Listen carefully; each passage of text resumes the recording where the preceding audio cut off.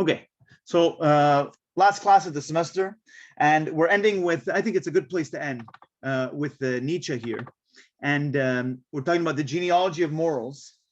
And what he's giving us is basically this attitude. Nietzsche is good at giving us this kind of attitudes, these attitudes towards life. He doesn't really give us a sort of a theoretical framework of how to understand reality or existence, or he gives us sort of these sort of attitudes that he's sort of advocating. He's sort of prescribing this sort of outlook, this disposition towards life. And he's talking about two different perspectives. One of them is what he calls master morality, and one of them that he calls the slave morality. These two ideas of morality that he sees in antiquity as being sort of antagonistic. But let me start with this quote here, because I think it captures a fundamental attitude that Nietzsche is trying to advocate. This quote is a famous quote. Okay, that which does not kill you makes you stronger. That's Nietzsche that said that. Okay, I'm pretty sure most of us have heard that, but many of us do not attribute that to Nietzsche. What does not kill you makes you stronger. It's not Daft Punk and Kanye West that said that. Okay, they took that from Nietzsche. So this idea that you have to seek out these sort of lived experiences where you don't know who you are. You have to discover who you are by seeking out your limits, by pushing your limits, by seeking to grow, to seek out your potential, to thrive. And that can result in sort of the feeling of a sense of self-accomplishment, okay, and triumph and self-mastery and the feeling of power. You don't necessarily have to be powerful, but to feel powerful. Okay, Nietzsche says that's part of the meaning of life.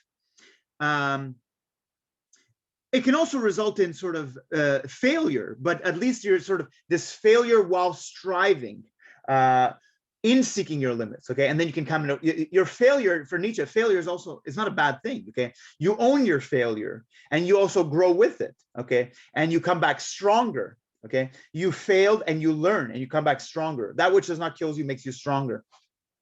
So there's this idea with Nietzsche, which is basically become who you are. How does one become what one is you have to seek out those limits. You don't know a priori who you are and what you're capable of. You have to sort of throw yourself into life. You have to seek out those experiences. You have to challenge yourself. And we also, you have this idea of, like, let's say, trying to fulfill your potential. There's sort of, that's part of what living is. We get this idea that this was an idea that was hijacked by, when I was younger, we used to get to television stations that would come in from Vermont and New York State, and there would be these advertisements for the Army National Guard, and the slogan was "Be all you can be." Be all you can be is something that later on I realized was basically a central idea to Nietzsche, which they had sort of kind of stolen from Nietzsche, and they sort of ruined it in the process. But this idea, be all that you can be, is sort of strive, okay? Have this sort of perseverance, this grit. And that's what he's advocating. So let me sort of give you this idea of the mountain, climbing the mountain. Now we can understand, we can understand the analogy. We can understand it literally and figuratively, climbing a mountain. So why do you climb the mountain? You climb the mountain because we all have these sort of mountains, okay, figuratively speaking. Regardless of who we are, what our life circumstances are, what privileges we're born with, or what combination of disadvantages we're born with, we all have those hurdles in our life. Okay, and Nietzsche says part of the point of living is to clear those hurdles, but not for this is very important, I think, not for the sake of anything else. Not because you're doing it because you want to impress somebody, or because you want some recognition, or you want some award, or you want to, you want God to look at you and look at you with a positive light. You do it just for the sake of clearing those obstacles, just to try, to endeavor, to try, to grow, to go beyond oneself. And that's the point. You're not climbing the mountain because there's any objective value in it. You're not clearing any hurdle because there is any true, deeper meaning in it, okay? And you're not doing it for the sake of anything else other than that feeling of personal triumph, okay? We need in life, I think that's kind of the point here, is we need in life those moments of personal victories, even if they're tiny little victories, those things that give us a purpose for waking up in the morning, that drive, okay, that audacity. We need that individually, and we need that as a humanity. We need that. We need something to look forward to, other than, you know, just merely survival or just cleaning up messes that we've made in the past. There has to. So you climb the mountain, and why do you climb the mountain? You're not climbing it because of any. You don't want to be in the Guinness Book of World Records necessarily. You don't want any recognition. You know, you don't need any stories written about you. You do it for yourself, to see. You do it to see if you can, and that is in some sense sufficient, and that is in some sense part of a life well lived. And then when you climb the mountain, there's that sort of personal sense of accomplishments and satisfaction, which is the juice. That's what life is all about. But then when you climb the mountain, you realize there's always other mountains in the distance. So it's a never-ending project, living, you know what I mean? Living, growing, seeking out one's limits. And in some sense, it's okay to die with unfinished projects, and it's okay to fail. But you don't want to die with too many unfinished projects. Okay, so let me just try to put it this other way. In the way that we've talked throughout this class with these kind of dualities, these binaries, you know, we talked about with Kierkegaard, the present age and the revolutionary age, and we talked with sort of about you know, Martin Buber, the I it and the I thou. Nietzsche wouldn't necessarily say it like this, but he might say that there are sort of two types of people. Actually, there's a third type, and there's the third type that you really want to try to avoid. But let me try to unpack it. He would say there's people that seek out experiences, and there are people that watch other people seek out experiences. Okay, so I guess ideally you want to seek out experiences for your own. You don't want to live your life vicariously through other people. You want to seek out that sense of growth and the aesthetic, the beauty of climbing to the top of the mountain for yourself. But there's also some joy and some aesthetic in watching other people pursue excellence. You know what I mean? There's a little bit of Aristotle's philosophy here, Aristotle's ethics.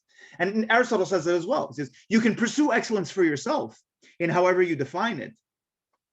But there's also some sort of joy and satisfaction in watching other people engage and pursue in excellence.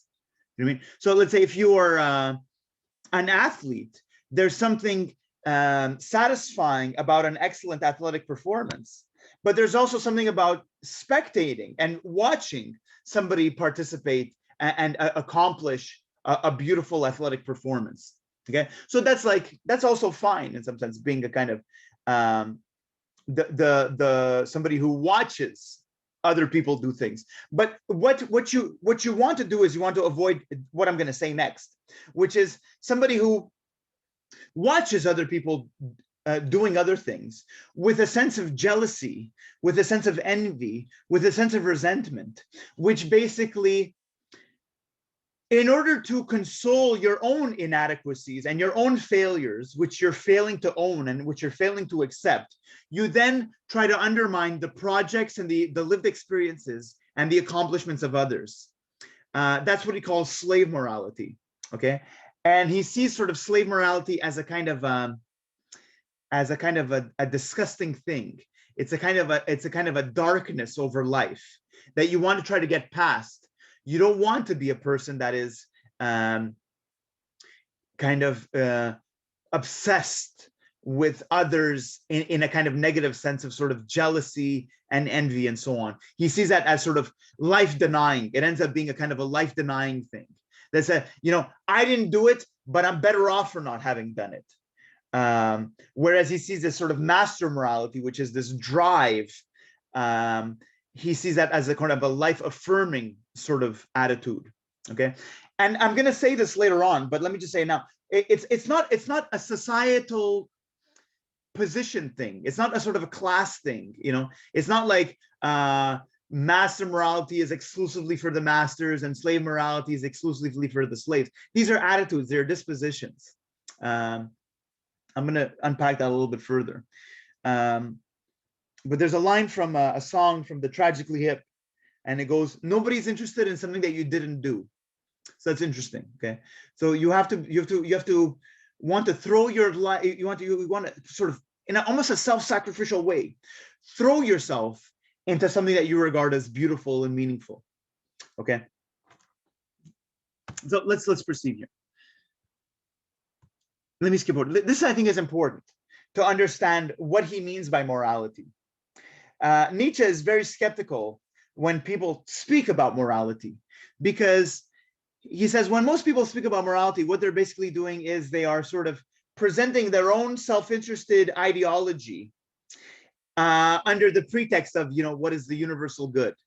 In other words, he sees morality as always sort of a veiled self-interest, whether the person is conscious that they are presenting their self-interest under the pretext or under the sort of the rhetorical presentation of morality, or whether they're unconscious of it or they're doing it knowingly. But like, in other words, most people are not interested in morality for the sake of morality, in a truly sort of intellectual inquiry kind of sense. It's not like Immanuel Kant, like what is truly universally good and what is truly universally bad. What he's going to say is, when most people talk about morality, what they're basically doing is they're just presenting their own interests and their own agenda under the pretext of the collective good or what is universally good. So he sees it as a kind of hypocrisy in a way. It's self-interest disguised as rules and laws and moral imperatives. Let me give you two simple examples. Okay, one example was, and you get these all over the place, because that's what Nietzsche, and I have to agree with him in some sense, Nietzsche, this is what most of moral claims may consist of. So this is just a simple example, but they're all over the place. So one example was, once I was in a hotel, and in the bathroom it said, "Please don't waste paper because we care about the environment." And I thought that was like laughable, you know what I mean? Because it was obvious that this particular business, this particular hotel didn't care about the environment in the least. So what they were really trying to say was, please don't waste paper because it's not good for our budget. But they can't say that. So what they had to make it seem as though it was kind of this environmental basis for why they were doing it. So it was basically a veiled self-interest. Another example is, politicians do this all the time. I don't know why this example stuck with me, but there was the Prime Minister of Israel, Benjamin Netanyahu, who got invited by Congress, the American Congress, that was run by the Republicans at the time, when Barack Obama was president. And he was giving a speech and he says, we have to collectively do something about Iran. Iran is a threat to all of us. Iran is a threat to global security. That may be true to some extent, but what he's really trying to say is, but he can't say it because it's not a good sales pitch, is Iran is a threat to me, and I also want you to believe that Iran is a threat to you. So I'm going to present it as a kind of a moral imperative. So Nietzsche sees this. He says, whenever we encounter a morality, we also encounter valuations and an order of rank of human impulses and actions. These valuations and order of rank are always the expression of the needs of a community and herd, whatever benefit it most and second most and third most.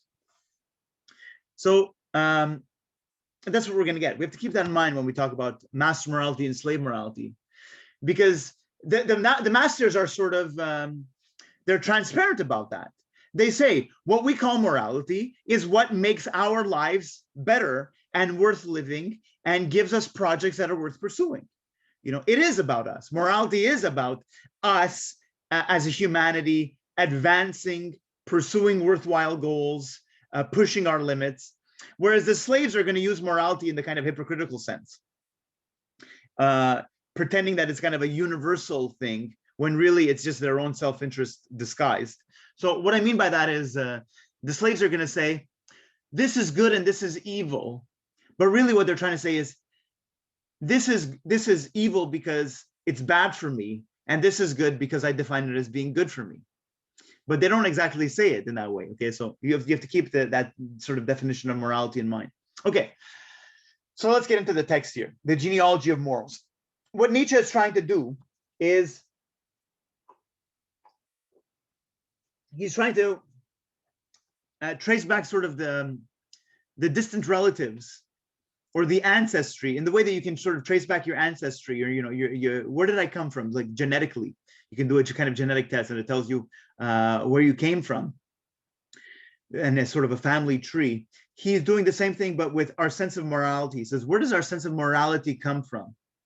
And I'll ask a question in just a second, but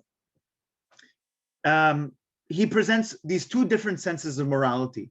What he calls master morality, which in some sense he regards as the original morality, which has been lost, and what he calls slave morality, which came after as sort of in a sort of retaliation to. It was a reaction to master morality. And he says, if you study history and you study ancient civilizations, you see this. You see these two sort of conflicting sets of values. And now let me just say something about the historical aspect here. In some sense, we should take Nietzsche's account seriously, and in some sense, we should take Nietzsche's account with kind of a grain of salt. What I mean by that is Nietzsche, before he became this kind of renegade philosopher, spending most of his time climbing mountains in isolation in the Swiss Alps, before he did that, he was a professor of philology in a university. And philology is the study of ancient languages. So in some sense, he did have access to these ancient civilizations in a way that we do not. So maybe he did see things that were not accessible to the ordinary person. On the other side, we have to maybe see that Nietzsche is sort of reading into he's trying to present his own set of values, which is what he's calling master morality and slave morality. And he's sort of reading it into history. He's sort of, it's sort of his biased account of history. So I don't know where I stand there, okay? But nonetheless, regardless of that sort of historical point, the attitude that he is advocating with master morality, I think is nonetheless, he's correct in saying that it is sort of life affirming. It's trying to sort of get the most out of life. And I think that there's something meaningful there. So let's get into it here. Where do I want to start? Okay, let me ask this question. Let me give you two sets of words. And I would normally do this in class with sort of hands going up, but tell me which set of these two sets matches your sense of morality. So two sets of words. The first set is this. The first set is if I say, when I say morality, do you think of growth, progress, evolution, strength, excellence, potential, striving, audacity?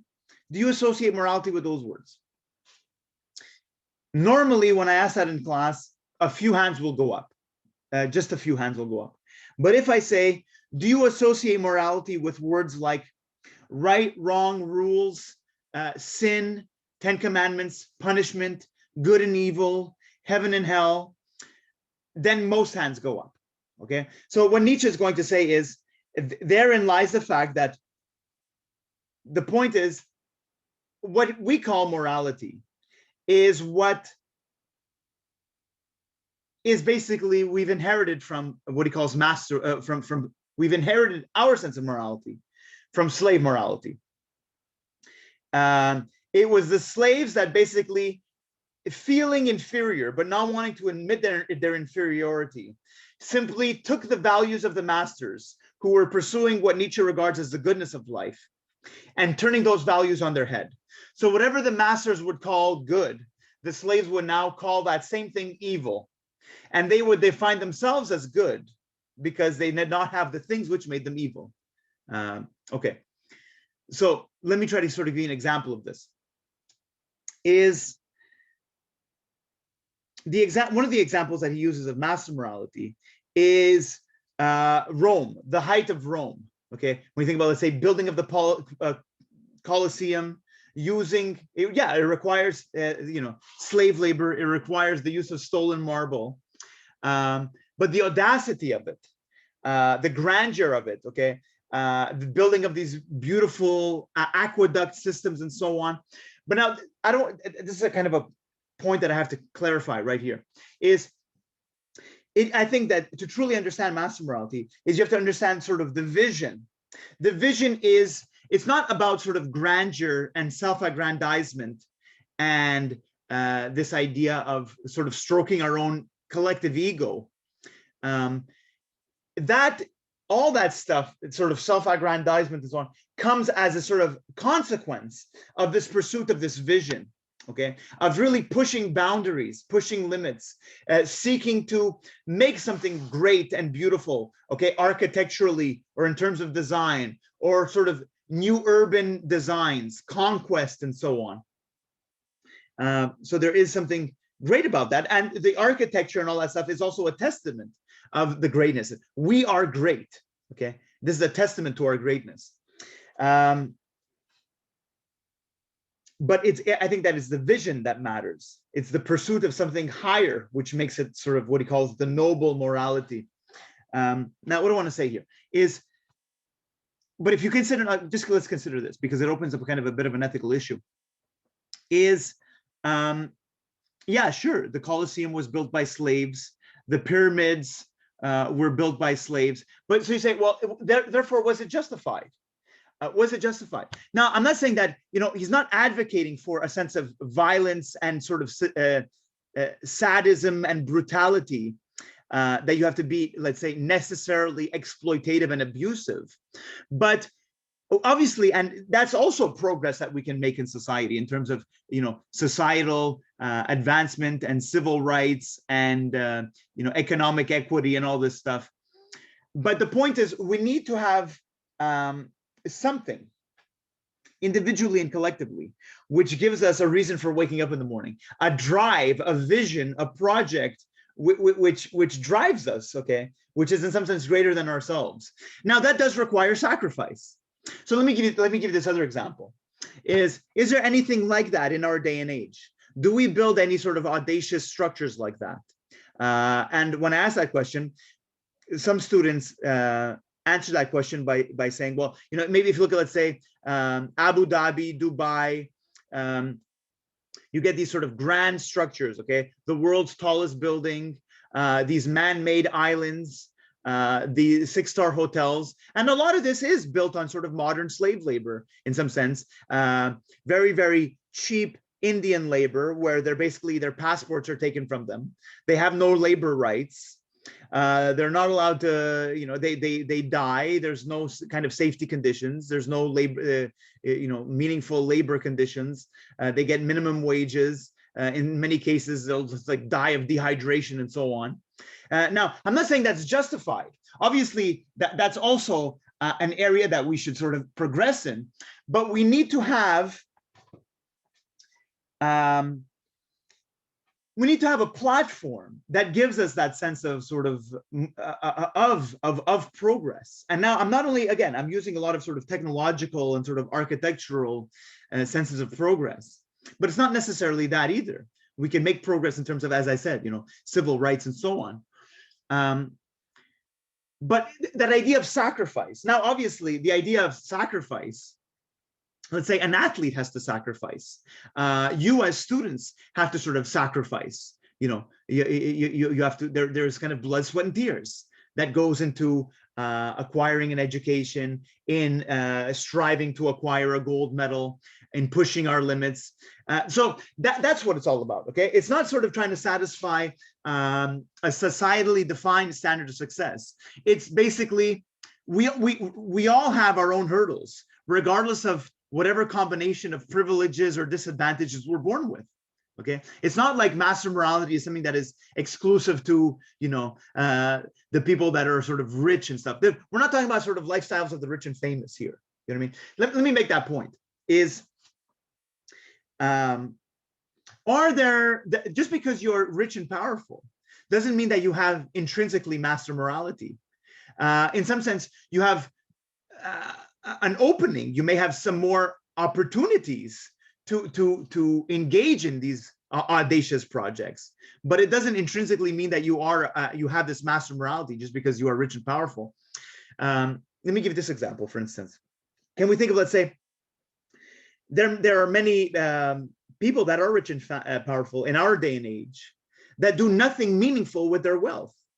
There is no audacity, there is no pioneering, there is no pushing of any boundaries, there is no innovation or a true sort of entrepreneurialism. A lot of it is just kind of cheap stunts in order to further advance their wealth and their power, but not for the sake of anything. Whereas I think to understand master morality is this sort of drive towards something greater. And I keep saying that, but I think it's important to highlight, because, for instance, now who does that? You know, there are a lot. Let's say, I'm not going to start naming names, but maybe I will name one name. But there are a lot of CEOs that are like that. Their wealth and their power, they have that opportunity, they have those privileges, but it doesn't translate to furthering humanity or evolving in a way. Maybe I'm wrong. Maybe I'm being a little bit critical here. But let's say there are some, if you think about, let's say, I don't know, you know, Thomas Edison or somebody like Elon Musk, does seem to be using their position as insofar as they are masters in the sort of societal standing of things to push some boundaries. You know what I mean? To grow, let's see what we can do. Let's see what we can accomplish individually and collectively. It's not like, oh, you know, I'm gonna buy a Lamborghini just because I can, and I'm gonna trash it so I can post it on YouTube and I can become even more popular and have even more followers and make even more money. That's not it. In other words, we haven't really advanced anything by doing. That's just kind of a stunt. Or I'd heard of we have a lot of like. Just because you are an elite doesn't make you have this master morality. You could be sort of just decadent and egoistic. Like I heard of rap star a number of years ago that would have a champagne bottle sandblasted and encrusted with diamonds with a portrait of his face in diamonds on a champagne bottle, so you can drink out of a $2 million bottle of champagne when you go to a club. Have we advanced anything because of that? You know what I mean? No, don't get me wrong. There's still maybe that sense of, you know, audacity and personal sense of accomplishment. But yeah, sure, you've climbed a mountain, but there are always still further mountains to climb. The job is never done. You were always evolving individually and collectively. So I don't know, maybe I'll give them the benefit of the doubt and say you are sort of progressing some sort of art form or something like that. But in some sense, it's just kind of decadent. It's just referential. It's not with reference to anything else. Okay.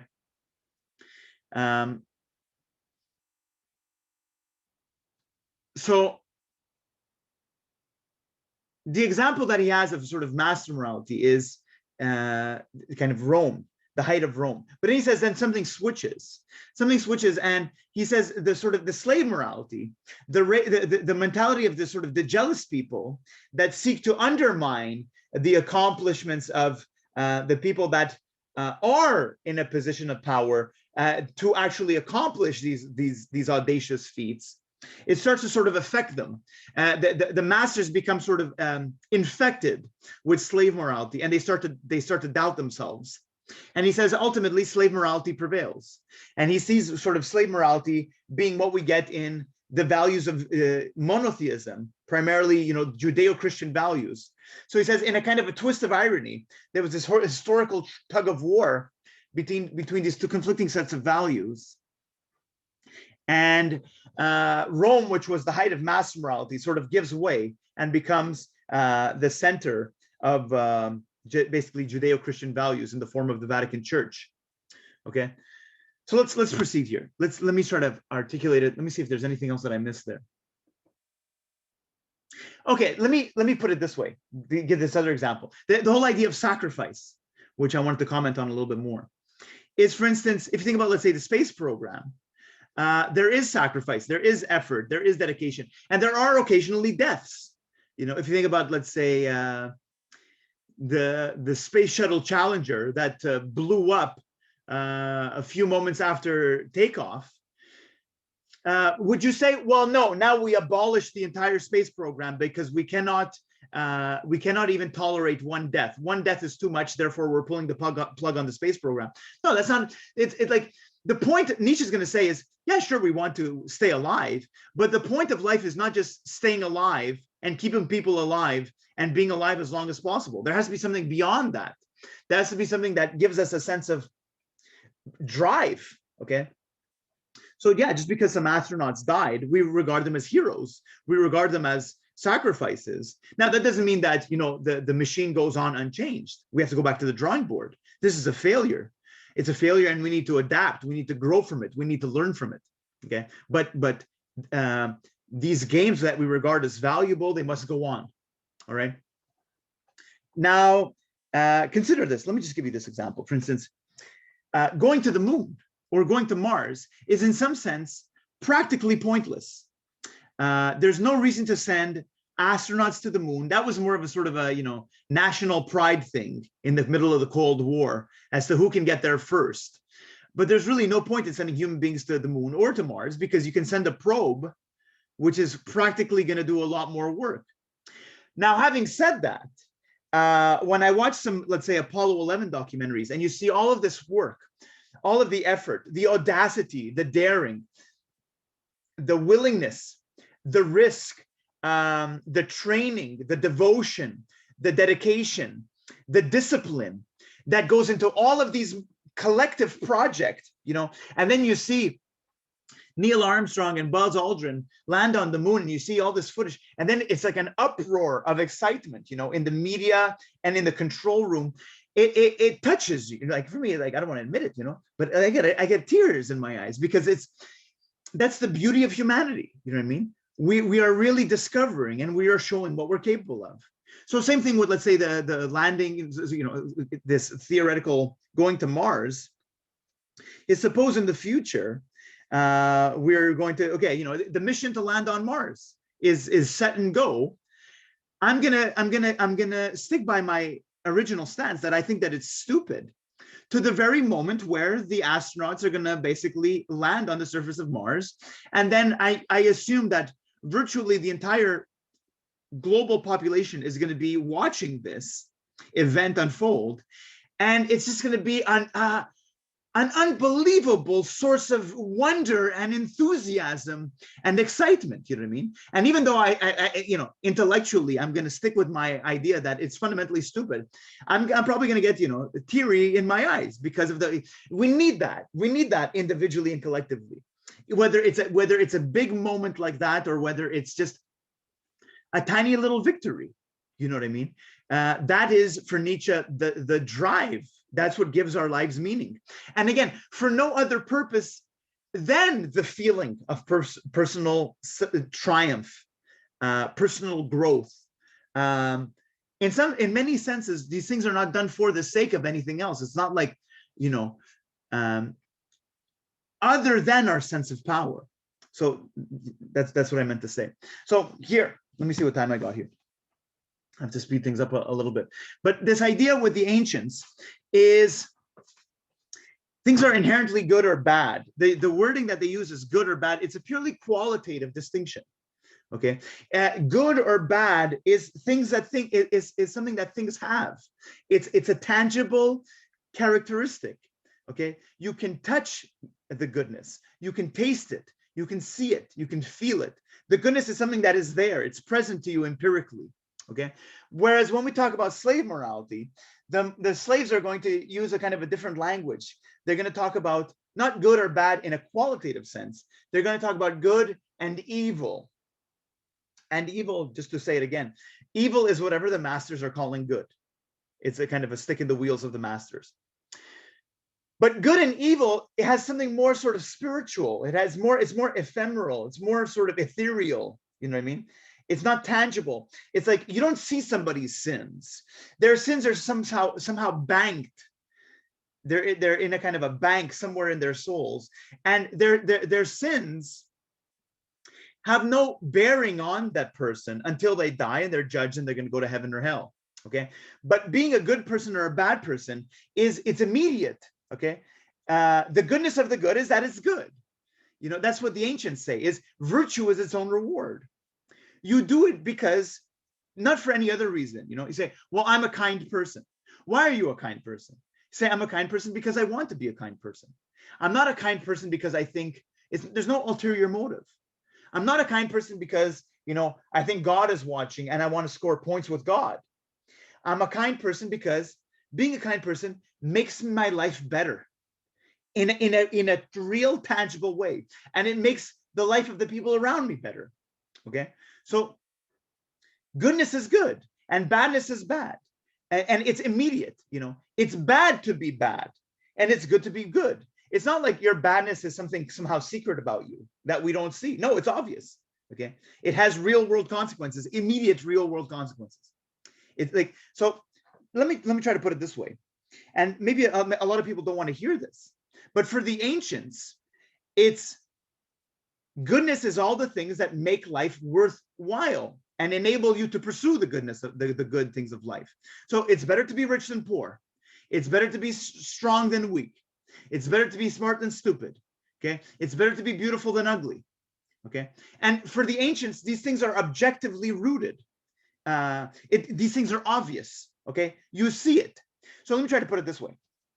If I have, let's say, an award-winning pizza, Canada's best pizza, and I have that next to it, I have a $3 frozen pizza from Costco.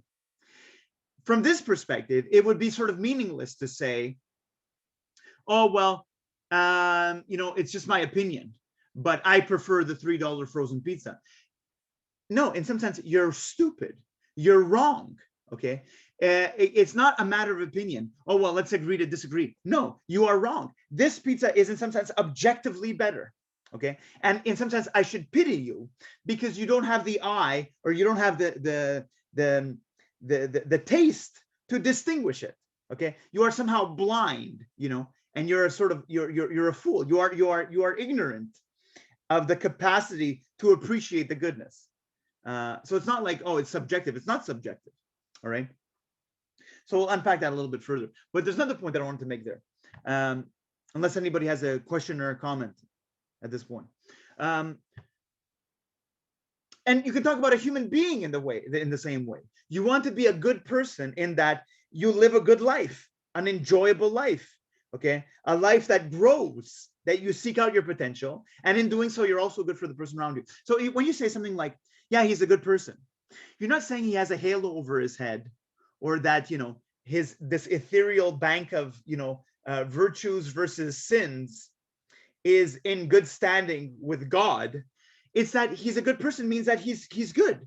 C'est un bon vivant. He's good at living, and he's good for himself, and he's good for the people around him. It's immediate. It's tangible. Okay, it's concrete. So that is what is meant by the good and the bad from the perspective of the masters. Okay, and he says the masters are interested in the pursuit of the good. So let me try to give you this example. Suppose I had a fantastic sports car, you know what I mean, and I was enjoying it. There is beauty in it. There's this, the force and the sound and the throttle and the acceleration and the handling and the braking. There's beauty in it. So he said, while I'm enjoying the good, I'm sort of indifferent to the bad. If I'm driving this wonderful sports car, I'm not going to slow down next to the person who's driving the car that I actually drive, which is a busted up old Jeep.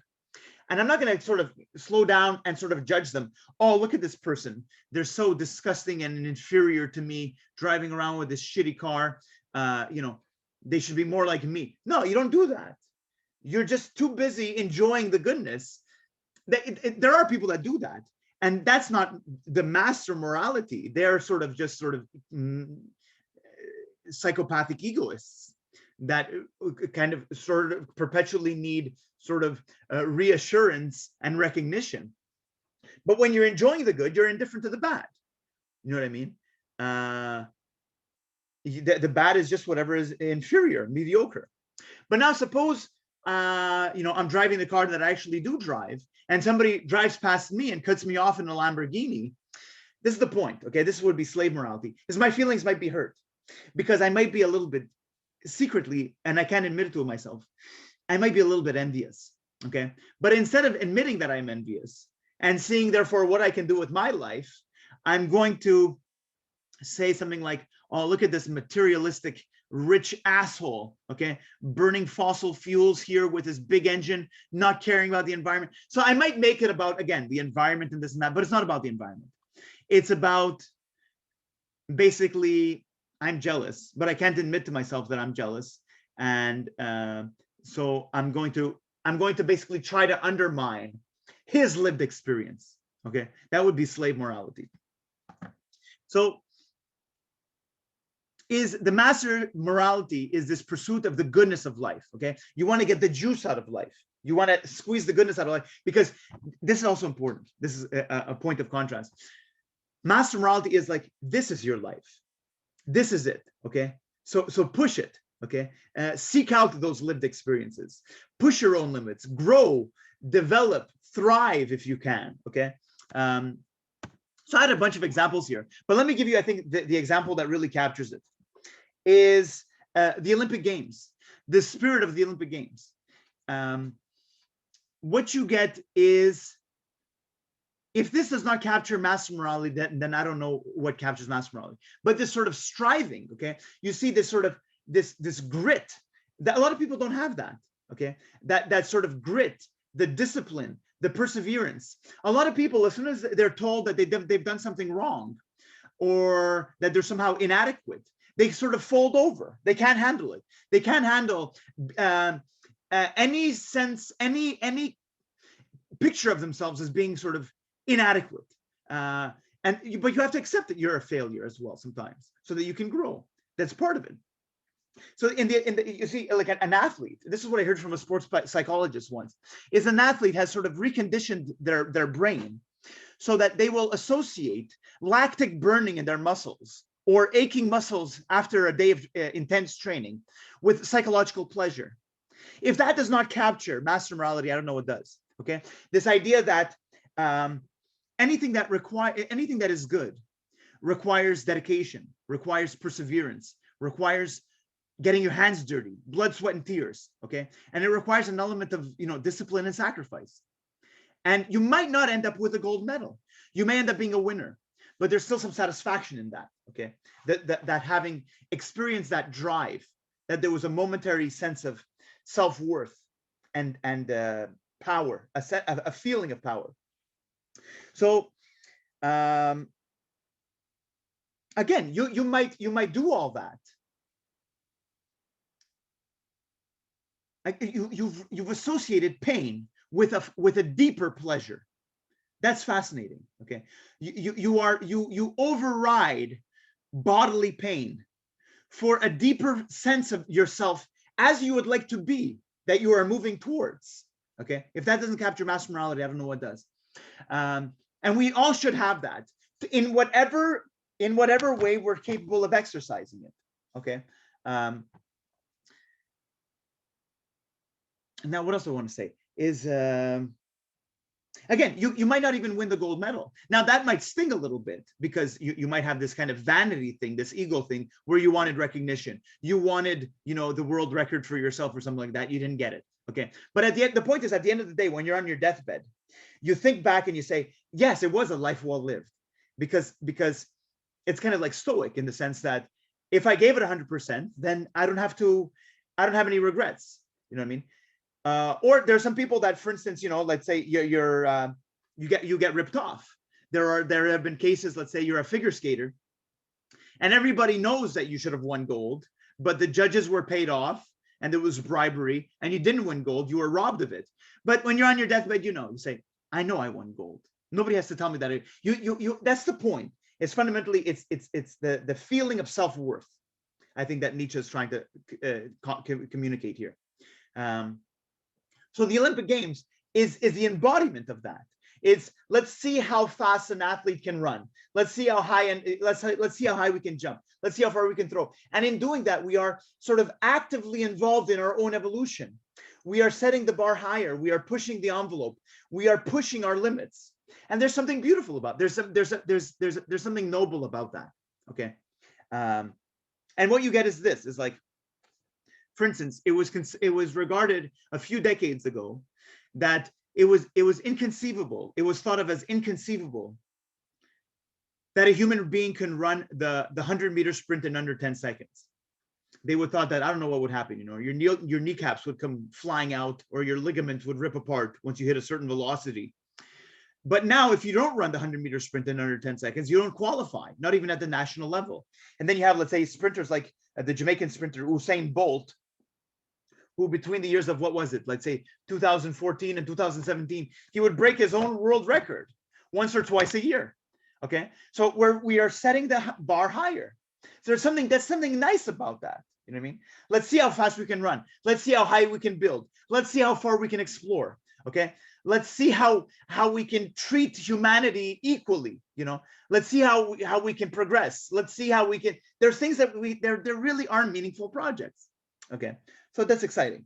But now let me consider going back to the ethical issue, which is the cost. And let me put it this way, and then I'm going to say something maybe a little bit scandalous. But let me see what time I got here. Okay, to speed up a little bit. But let's consider the Olympic Games. Is it justified that, let's say, if you consider China, and Rio de Janeiro, or let's say the World Cup in South Africa, that they have to bulldoze over a bunch of shanty towns and evict poor people in order to build these grand stadiums, these grand expensive stadiums, so that we can have games for 2 or 3 weeks? Now, is it justified? That's sort of the human cost. In some sense, no, but at the same time, we want to, as I said earlier, the fundamental standard should not be seeking immortality without knowing what we're living for. We need that platform. Yeah, sure. We should address, as I said, social inequities and so on. But we need that platform wherein we seek out what is best in us. Okay, that's what I'm trying to say. And now let me give you this example.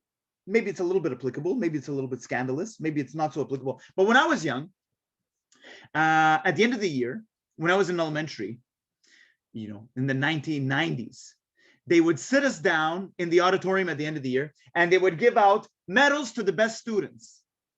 Gold, silver, and bronze, just like in the Olympics. And then they would give out some certificates for specific disciplines. Okay, this person was good in music, this person was good in gym, math, science, geography, and so on. And there were some kids that never got anything.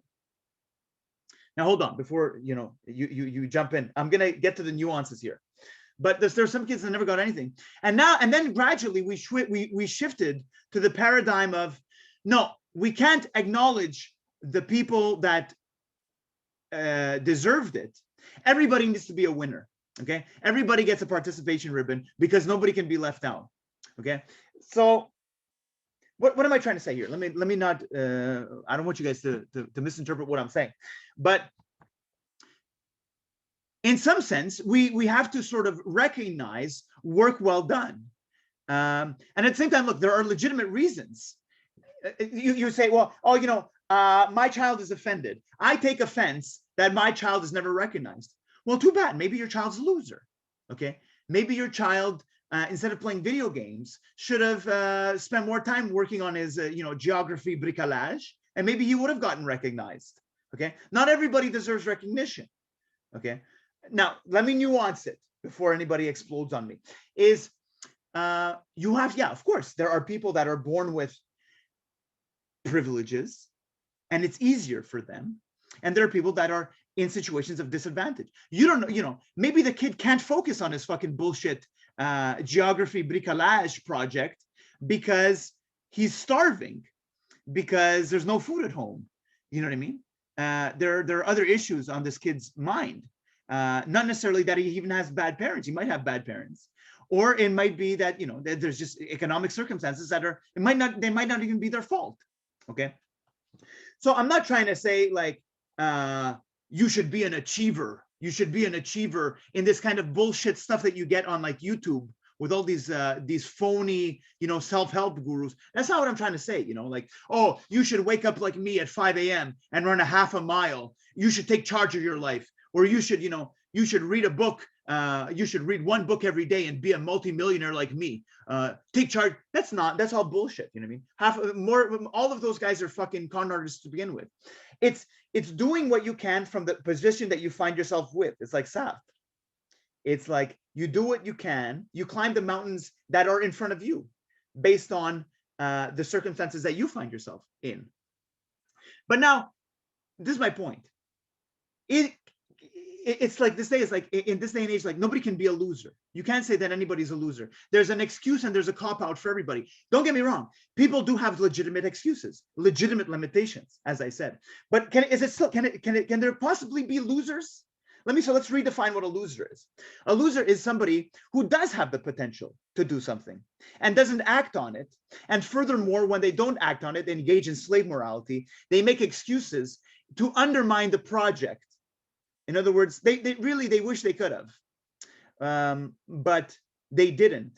And then they make excuses to sort of undermine why they didn't, as opposed to taking charge of their life. Okay. Maybe that's a little bit scandalous. I don't know. So let's proceed here. Let me see what time I got. I got to proceed here. Okay. So Nietzsche likes this idea of master morality because it's sort of, we're pushing forward. We're moving towards something. Okay. And let me give you this other example. This is an example that I came across, a documentary that I watched called Filmmaker. This is very important because it captures the sense that this is not about your societal standing. It's about an attitude toward, it's a drive towards life. Okay. This film was called The Filmmaker. It was a documentary about this individual whose name was Leon Vitali. Leon Vitali was an actor, a British actor, who worked for a man named Stanley Kubrick. Some of you guys know Stanley Kubrick.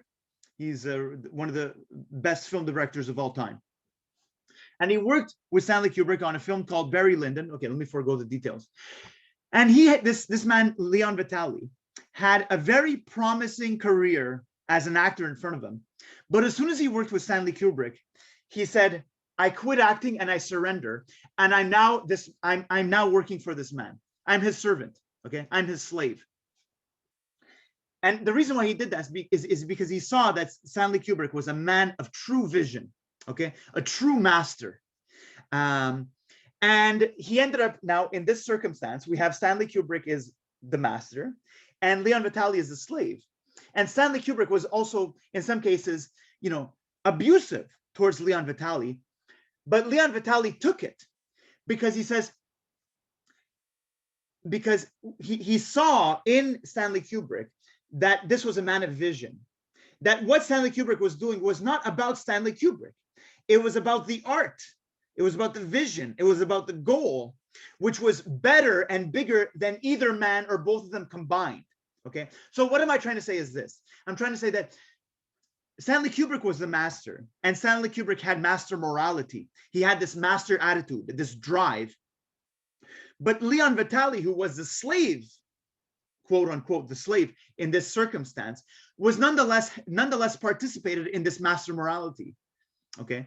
And then actually by the end of it, he himself became a master film editor, a master film promoter, and so on. But what I'm trying to say is, it's not your social standing that makes you have master morality or more likely to have it. It is an attitude towards life. Okay, that's the point. And I've tried to articulate that in a few different ways now. Okay, let's get into this. Maybe I'll try to do this in 5 or 10 minutes, and then a few concluding comments, and then we'll be done. What the slaves do, he says, is they feel inferior. They do not want to admit their inferiority. So what they do is they seek to make themselves feel better by undermining the projects of the masters. And Nietzsche says this is problematic because what they tell themselves is this. They say, I'm going to deny all the supposedly good things of this life because they aren't good. They are fundamentally evil and they are tainted. And my reward will be in the afterlife. Nietzsche says, they put this emphasis on the otherworldly. And Nietzsche is obviously an atheist. So you're putting your emphasis, you're putting all your eggs in sort of one basket, which is this otherworldly hypothesis, this theoretical idea that there is a heaven afterlife, which is better than this life. And I'm not going to be I'm not going to be tempted by all the things in this life, because my reward will be better if I am not tempted. My reward will be better in the afterlife. Nietzsche says that's a very costly hypothesis, because what if there is no heaven? This is real. Your life is here. It's real. Okay. So he sees it as a fundamentally a life-denying sort of an attitude. okay? That your jealousy, your resentment, your unwillingness to to face what you have to do in a meaningful way is a sort of, it's a kind of a darkness, okay? So let me go a little bit faster here. He says the beginning of the slaves' revolt in morality occurs when resentment itself turns creative and gives birth to values. The resentment of those beings who denied the proper responsive action compensate for it only with imaginary revenge. So they just turn the tables on the values of the masters. Whatever the masters are pursuing as the good things of life, the slaves now say it's not worth pursuing. It's bad. It's evil. Let me try to put it this way, because he says the masters are pursuing an action. The masters are acting towards something, whereas the slaves are basically just a reaction. Let me try to put it this way. If the masters say one day, oh, look, we discovered gold. Gold is beautiful. Let's use it. The slaves that evening are going to say, gold is bad, gold is evil, gold is bad, gold is evil. If the next day the masters say, never mind gold, we found this other thing, which is platinum, which is even better. That evening, the slaves are going to say, platinum is bad, platinum is evil, platinum is bad, platinum is evil. So all they do is just, the slaves don't stand for anything in some sense. They only stand for undermining whatever the people that they are jealous of are doing. So let me try to put it this way. If the masters were to suddenly disappear, the slaves wouldn't know what to do with themselves. Because while the masters have a goal which is outside of themselves, the slaves, their goal is only relative to whatever the masters are doing. Okay, so that hopefully that makes sense. So this, whereas master morality or noble morality grows out of a triumphant saying yes to itself, slave morality says no on principle to everything that is outside, other, non-self. Let me skip over this one. So this is what we get. He says, finally, the values that we get in Judeo-Christianity are the values that we get from slave morality, which is fundamentally, as we said earlier, what we get when we think about morality. Okay, so he says, for instance, if you take just a simple example, let's say like wealth. Wealth for the ancients is a good thing.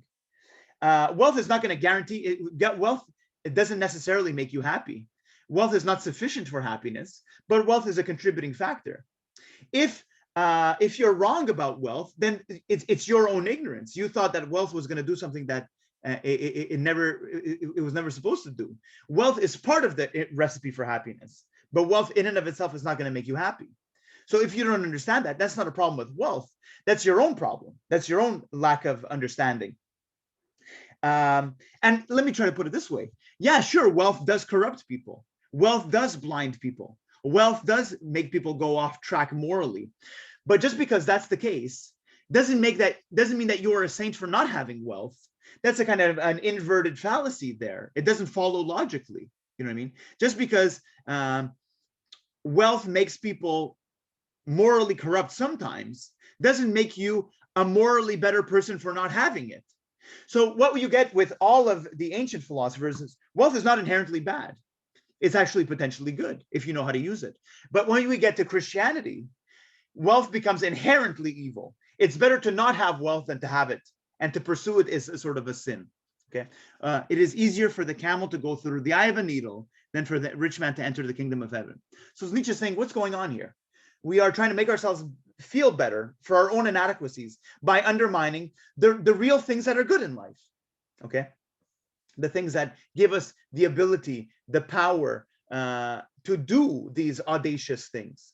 Okay, let me skip over this. So Nietzsche sees this as kind of a life-denying philosophy, where you are putting all your eggs in a hypothetical basket of the otherworldly, the afterlife, you know, what you would call heaven. So two little stories here, two little points to derive from this. I'll try to conclude this in about 4 minutes or so, and then just thank you for sticking around, and just a few concluding remarks for the semester here. Two little parables. One parable is the story of the ancient Chinese farmer, who every day has to go out onto the field, and it's a lot of sweat and hard work, but that's how he's earning a living. And one day he sees a rabbit smash his head into a stump, and he has a free dinner. So the next day, after having that free dinner, he, instead of going out and working on the field, he goes to sit next to the stump with his empty basket, and he daydreams about the next rabbit that's going to come in and smash its head in. And the point of this is, the good things that come in life come through effort. They come through work. They come through, as we said, perseverance, dedication, devotion, okay, towards a worthy cause. Yeah, sure, there's fortune and misfortune. You know, you can be fortunate and something can fall upon you, but he's missing the point. So he's probably going to leave empty-handed. And the other thing is this idea that being a passive person is somehow going to make the good things of life, makes you a good person. Being a passive person does not make you a good person. But that's what we get in kind of slave morality. As long as I don't engage in evil, I am therefore by default good. That's nonsense. Okay. There's this idea like in Christianity, if I don't sin, if I just sit around and I just twiddle my thumbs for my entire life, I am a good person and I'll go to heaven. That's nonsense. It's actually dangerous. Not only is it nonsense, it's actually dangerous. Because if you look at, let's say, the conventional stage of morality, being a passive person may make you nonetheless an agent of destruction in a destructive process. Being a passive person does not absolve you of sin or does not absolve you of responsibility. Okay, it just makes you unaware of it. It makes you rationalize your involvement in a potentially destructive institution or system, which we all partake in. You know, climate change, environmental destruction, pollution. We all participate in that. But we say, yeah, but I'm not the one that's doing it. But you are a passive participant in that. So being passive does not make you good. Okay. For Nietzsche, goodness is something that you strive after. Okay. And this is a story that really captures it from Aesop's fables. Okay. The fox and the grapes. The grapes here signify that which makes life good and worth living. The juice of life, the nectar, okay, that which is beautiful. And the fox, for a little while, has master morality. He's trying to get the grapes. He's striving. But then he realizes that he's not going to get them today. And what he does is this: he doesn't stick with master morality. If he would stick with master morality, he would have said, "Oh shit, today I'm a loser. I failed today. So let me come back then. Let me own the failure. Let me come back tomorrow better, smarter, stronger." You know what I mean? What does not kill you makes you stronger. Your failure makes you stronger if you own it. Let me come back smarter. Let me come back stronger. Let me come back with a ladder. And maybe one day I'll figure it out. And even if you don't figure it out, Nietzsche might say it's still a life well lived because you have that grit. You are pursuing something which you regard as noble. But that's not what the slave does. That's not what the fox does. He does not admit his inferiority. He switches to slave morality and he walks away. And what does he do? What does he tell himself as he walks away? He says, the grapes are probably sour anyways. They're not worth my time. Okay. So what has he done? It's a kind of a cognitive dissonance. It's a defense mechanism. He does not want to admit his failure, and he is projecting his failure onto the grapes, which is bullshit because the grapes are good. The grapes are good. He is the one that's not good. He just doesn't want to admit it to himself. And we're all guilty of that to some extent, some of the time. And Nietzsche says you want to avoid that because it's an attitude that sucks the life out of you. It sucks the drive out of you. So you say, I never went to school, but all my friends that went to school, they're all arrogant, know-it-all assholes anyways. So I'm glad I never went to school. And you know what? I'm better off for not having gone to school. I never made much money, but my friend who went into business, they made money. And now they're all sort of materialistic, arrogant assholes. I'm glad I never made money. Actually, you know what? I'm better off that I never made money. That's nonsense. It's bullshit. Okay. We have to avoid that. So let me just recap this very quickly. And one more quote, and then a few concluding statements, and we're done for the semester. Okay. So master morality is the morality that we get from Aristotle, this pursuit of excellence, this drive to fulfill our potential. Okay. He sees this as the morality of the strong. The emphasis is on good versus bad, and it is a life-affirming philosophy. What we get from this is a reaction is born from this. Okay. People that instead of playing the game, they want to throw a stick in the wheels of the game. So he calls this slave morality, which is basically Judeo-Christian values. He sees this as the morality of the weak, who are trying to console themselves.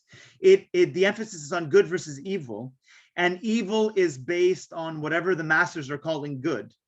Okay. Let me skip over this. So let me just read this quote. Okay. Let me just end with this quote and then a few concluding remarks for the semester. the man in the arena. I think this captures it. Okay, that drive. There is meaning in the drive and the audacity itself. There is no objective meaning in it necessarily, but the drive itself is the meaning. The man in the arena, okay, Theodore Roosevelt. So here, the man in the arena is this person who is supposedly embodying this master attitude, this master morality. And here, the cold and timid souls and the critics are the people with the slave mentality. So let me just read it. It is not the critic who counts, not the man who points out how the strong man stumbles, or where the doer of deeds could have done them better. The credit belongs to the man who is actually in the arena, whose face is marred by dust and sweat and blood, who strives valiantly, who errs, who comes up short again and again, because there is no effort without error and shortcoming, but who actually strives to do the deeds, the great enthusiasms, the great devotions, who spends himself in a worthy cause. Okay, I think that's important. Who at the best knows in the end the triumph of high achievement, and who at the worst, at least if he fails, at least fails while daring greatly, so that his place shall never be with those cold and timid souls who neither know victory nor defeat. Okay, so there's some value in the striving and the struggle itself. Okay, it's almost sort of Sisyphusian in a way, and that's what life is. There is value in seeking for no objective meaning. There is value in seeking to overcome the hurdles and the mountains that are in front of us, if for no other reason that the views, once we get to the top, we get a nice breath of fresh air. Okay, and we get a nice view from the top of the mountain. Any questions, comments, reactions, or criticisms to that? Hold on, let me just end the screen sharing here. Any questions, comments?